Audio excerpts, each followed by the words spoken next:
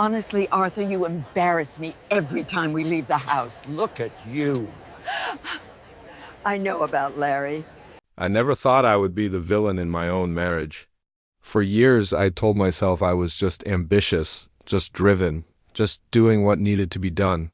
But it took one sentence from my husband, spoken calmly in front of strangers, to shatter every single excuse I had built around myself.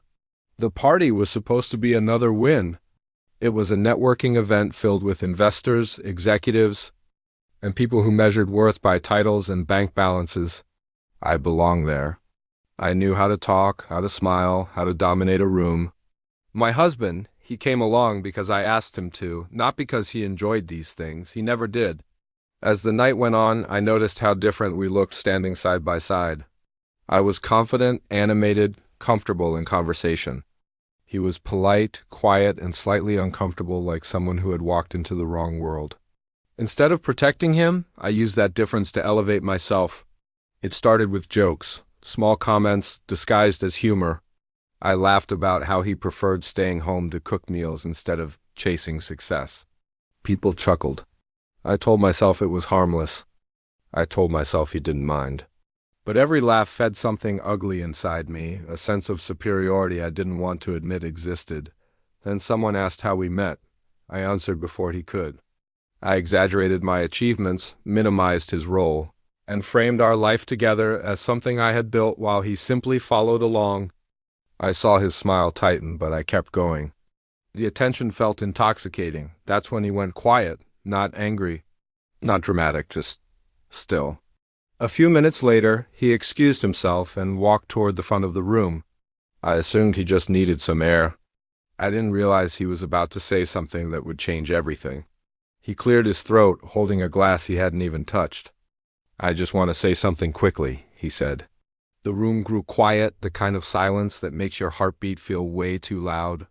He looked at me not with rage, not with hatred, but with a disappointment so deep it felt heavier than anger ever could.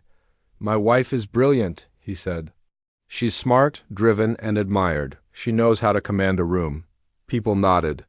I felt proud. Then his tone shifted. "When we first married, she admired me for different reasons, for kindness, for consistency, for being present. Somewhere along the way, those things stopped being valuable. I felt my throat tighten. She jokes about me now, laughs at my simplicity, and maybe that's fair. I don't chase power or applause, I chase peace. I chase family dinners. I chase being someone my kids feel safe with." The room was completely silent. "I just wanted to thank her," he continued, "for reminding me tonight that silence can look like weakness, but self-respect doesn't require shouting." He raised his glass slightly, nodded once, and walked out. No insults, no shouting, no scene, just truth. I stood frozen, my face burning, my confidence evaporating in seconds.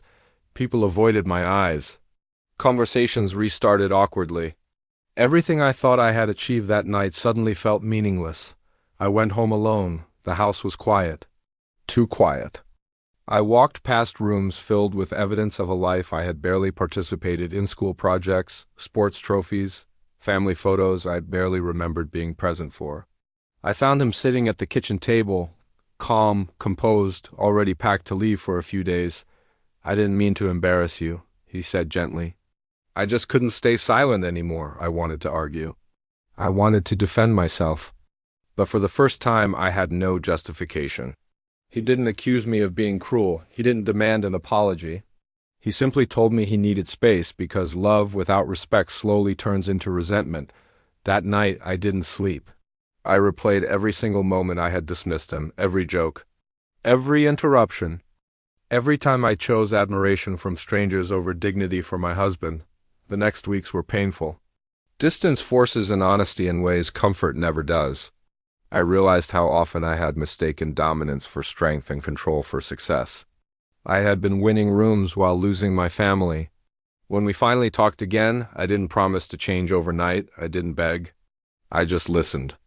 And for the first time in years, I spoke without performing. I told him I was scared of being ordinary, of losing relevance, of not being enough without applause. I admitted that somewhere along the way, I had started using him as a contrast to make myself feel bigger. He listened quietly. Respect didn't return instantly. Trust rarely does, but something shifted. I stopped mocking. I stopped posturing.